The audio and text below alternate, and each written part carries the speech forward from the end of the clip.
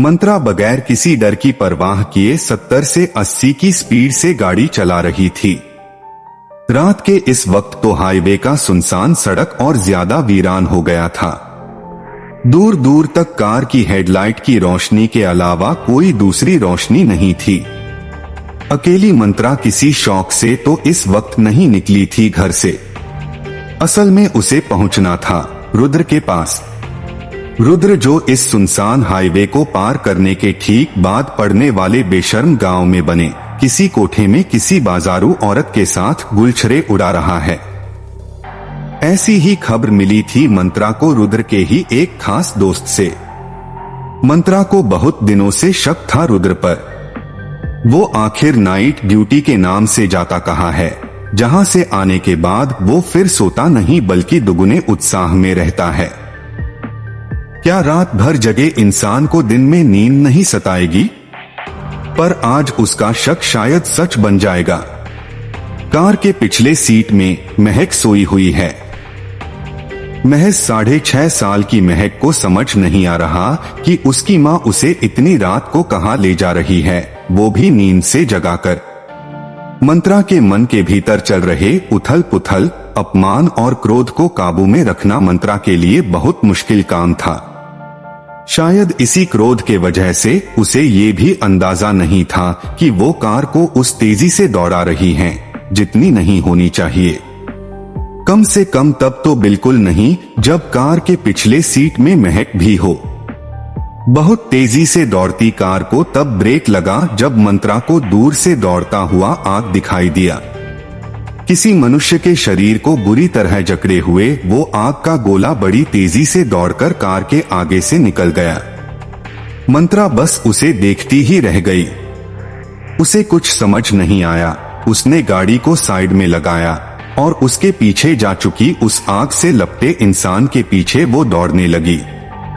वो तब तक उसके पीछे दौड़ती रही जब तक कि वो जल रही आकृति उसके नजरों से ओझल नहीं हो गया। डर से उसका जिस्म थर थर कांप रहा था। क्या अभी अभी मंत्रा ने जो देखा वो सच था? क्या वो एक जिंदा इंसान को जलते हुए देख रही थी? उसका दिमाग चकराने लगा। उसने अपने दोनों हाथ से अपने सर को जोर से पकड़ लिया। तभी उसे गाड़ी में अकेली बैठी महक की याद आई और वो बदहवास गाड़ी की तरफ दौड़ पड़ी। पर गाड़ी वहां से लापता थी जहां वो उसे छोड़कर गई थी। मंत्रा की हालत खराब हो चुकी थी। इतनी जल्दी आखिरकार कोई चुराएगा भी तो कैसे? कम से कम गाड़ी के स्टार्ट होने की आवाज तो उस तक आ ही जाती। हे भगवान! नाहक ही वो रुद्र की खोज में यहां आई। गाड़ी से कई गुना ज्यादा उसे महक की फिक्र थी। वो बीच सड़क में इतनी लाचार पड़ चुकी थी कि रोने और इधर उधर भागकर गाड़ी को तलाशने के अलावा उसके पास दूसरा कोई विकल्प भी नहीं था। उसका सिर्फ जिस्म ही नहीं, उसके फेफड़े भी धड़ धड़ कांप रहे थे, जैसे अभी वो सीने से बाहर निकल आएंगे। सुनसान सड़क में बदहवास दौड़ती मंत्रा और उसकी तलाश में है।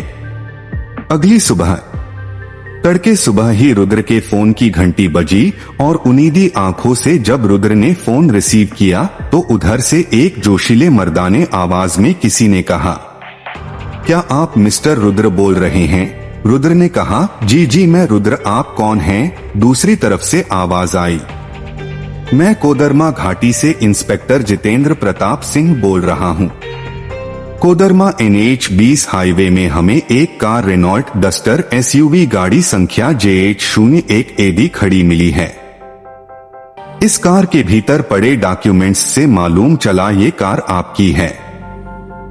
हैरतंगेज बात यह है कि इस कार के भीतर एक 6 साल की जिंदा बच्ची भी है, जो अपना नाम महक बता रही है और आपको अपना पिता बता रही है। हम बच्ची को लेकर थाने जा रहे हैं, जितनी जल्दी हो जाए थाने पहुंचिए।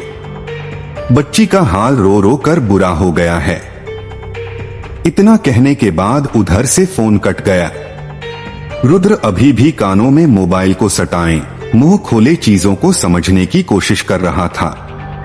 अचानक उसके आंखों के सामने मासूम सी महक का भोला और रोने वाला चेहरा नजर आया और उसने अपने ऊपर पड़े किसी दूसरे जिस्म को खुद से आजाद किया और हड़बड़ी में तैयार होकर अपनी बाइक से निकल पड़ा थाने की ओर।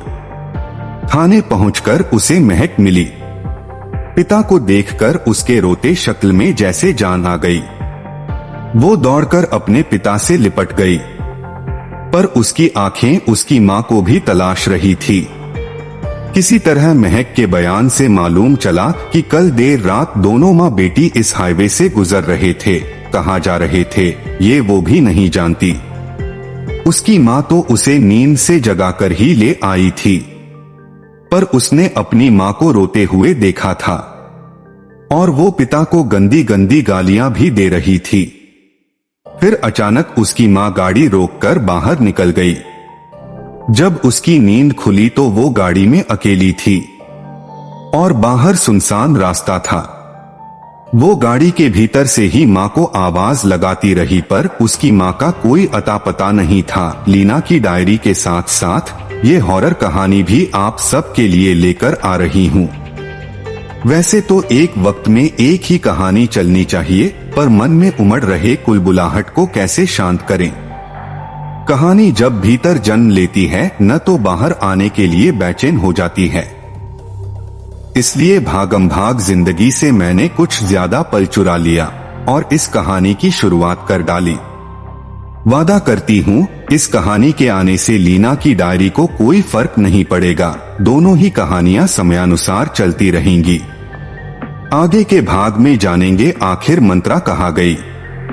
वो तो स्वयं ही गाड़ी की तलाश में है, फिर गाड़ी मिल गई तो मंत्रा कहाँ लापता हो गई। क्या सुनसान सड़क का सूनापन अब इन लोगों की जिंदगियों को तबाह कर देगा? क्या रुद्र को अपनी गलतियों का पछतावा होगा? क्या वो जल रही लाश इतनी मासूम है कि बगैर मंत्रा को कुछ किए उसके आंखों से ओझल हो गई? जानेंगे धीरे धीरे आगे के भागों में। धन्यवाद।